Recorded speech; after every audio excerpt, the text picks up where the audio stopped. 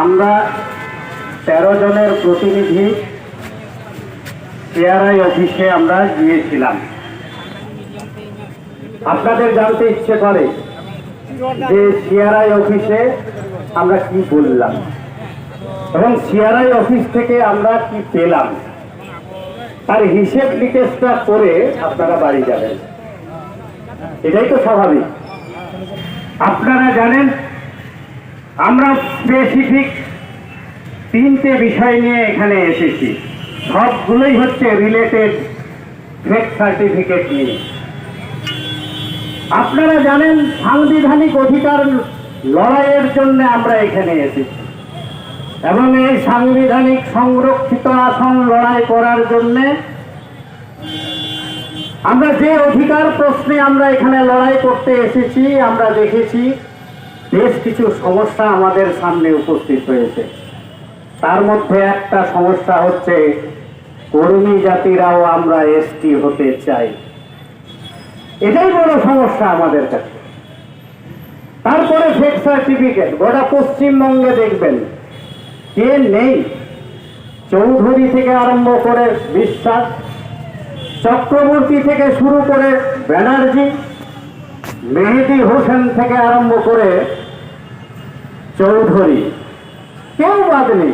সবাই যে যখন পেরেছে আমাদের সার্টিফিকেটটা হাতিয়ে এবং বিভিন্ন ধরনের সুযোগ সুবিধা গ্রহণ করেছে। আপনারা জানেন একদিকে কুর্মী মাহাতরা আন্দোলন করছে, কখনো ডহর ছেকা, কখনো রেল রোকো। আমাদেরকে এসটি করে দিতে হবে, কারণ ওই এসটিরা শুধু মধু খাচ্ছে, আমরা কিছু খেতে পাচ্ছি না, তাই আমাদেরও এসটি হতে হবে।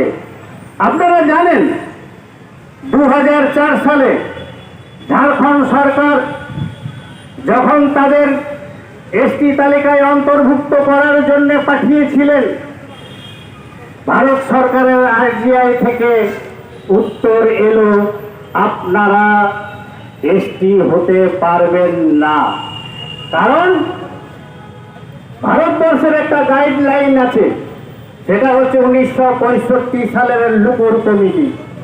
সেই লুকুর কমিটি অনুযায়ী আপনাদের কর্মী মাহাতোরা আদিবাসী হওয়ার জন্য যে ক্রাইটেরিয়া আছে, সেই ক্রাইটেরিয়াটা আপনারা ফুলফিল করতে পারছেন না।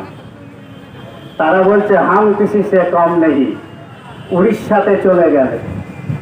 উড়িষ্যা সরকারও পাঠালেন 2014 সালে, এবং 2014 সালে পাঠানোর পরে সেম ভারতবর্ষ থেকে আবার পাঠানো হলো আরজিআই থেকে যে না, আপনারা আদিবাসী হতে পারবেন না।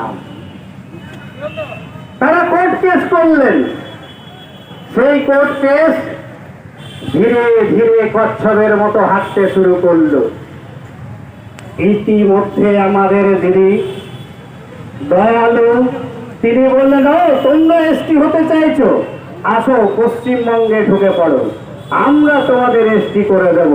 2017 সাল আমাদের ভারতবর্ষ থেকে, আমাদের বাইরের ভারতবর্ষের মধ্যে পশ্চিমবঙ্গ থেকে সুপারিশ পাঠানো হলো ভারতবর্ষে।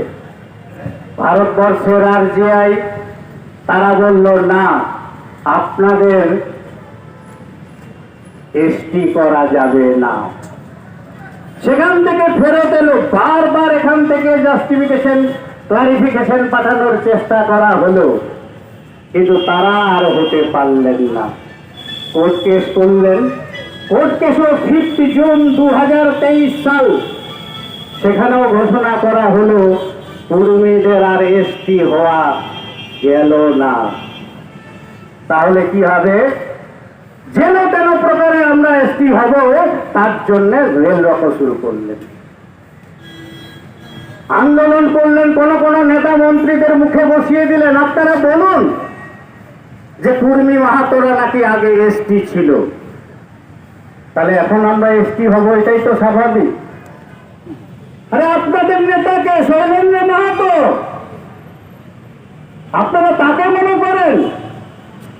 আমাদের ভারতবর্ষ ভারতবর্ষের ইতিহাসকে বিকৃত করতে চাইছেন যিনি রঘুনাথ সিংহের পরিবর্তে রঘুনাথ মাহাতোকে প্রতিষ্ঠা করতে চাইছেন, যারা সাঁওতাল বিদ্রোহকে পুরো বিকৃতি করে চাঙ্কু মাহাতোকে সাঁওতাল বিদ্রোহের নেতা হিসেবে পরিগণিত করার চেষ্টা করছেন, আমরা তার বিরুদ্ধে। আপনারা যতই মাথার মধ্যে লাল হলুদ পাগড়ি পরুন, আপনারা যতই করম পুজো করুন, আপনাদের এসটি আমরা হতে দেব না। আর সেই চিন্তা ভাবনা করে আমরা এর আগে আন্দোলন করিনি। যে কেউ হতে পারে, মেহেদী হোসেনও বলছে আমি এসটি হব, বিশ্বাসও। কিন্তু আপনি জোর করে যদি এসটি হতে চান, আমরা এসটি লিস্টেড তালিকারাও ছেড়ে কথা বলবে না। তুমি আমার বাড়িতে সিল করে ঢুকবে, আর আমার আমরা যতদিন বেঁচে আছি রক্তগন্ধা বইয়ে দিন, তবু আমরা এসটি হতে দেব না। এইরকম একটা অবস্থার উপর দাঁড়িয়ে আমরা স্যারের কাছে আমরা বিষয়টা উপস্থাপন করেছি।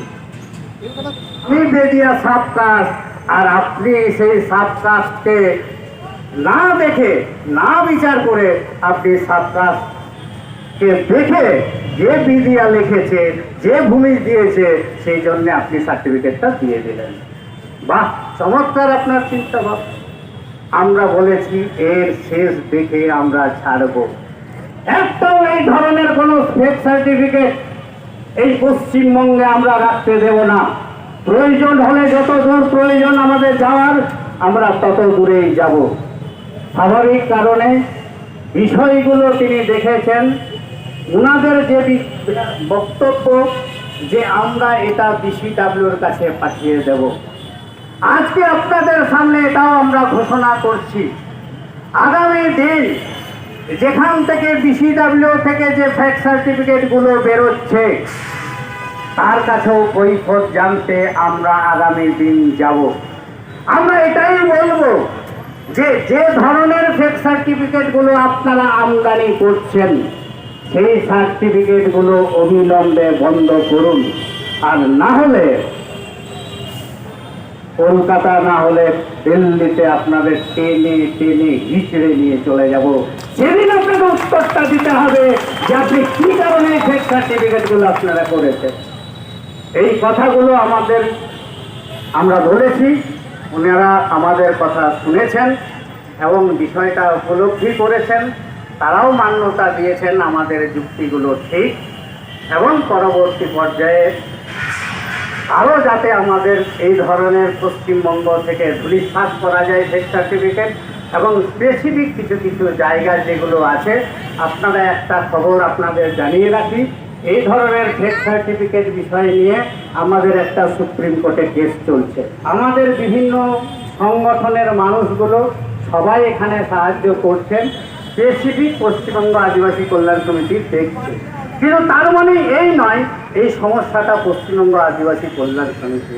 এটা এমন সমস্যা নয় যে এটা হচ্ছে ভারত জাকাত মাঝি পারগানার সমস্যা, এটা আপামর আদিবাসী আমাদের সমস্যা। সুতরাং সেই সমস্যাটাকে সামনে রেখে আমরা একটাই চাই, যদি কোনোদিন সেটা সিবিআইয়ের জন্য আমাদের দাবি দেওয়া আছে, যদি সিবিআই হয়ে যায় তাহলে গোটা পশ্চিমবঙ্গ থেকে ফেক সার্টিফিকেট নির্মূল হবে, এটা আমরা প্রত্যাশা করি। এই কথা বলে সকলকে অনেক অনেক অভিনন্দন, নমস্কার জানিয়ে আপনারা একটু শান্তিতে ফিরে যান।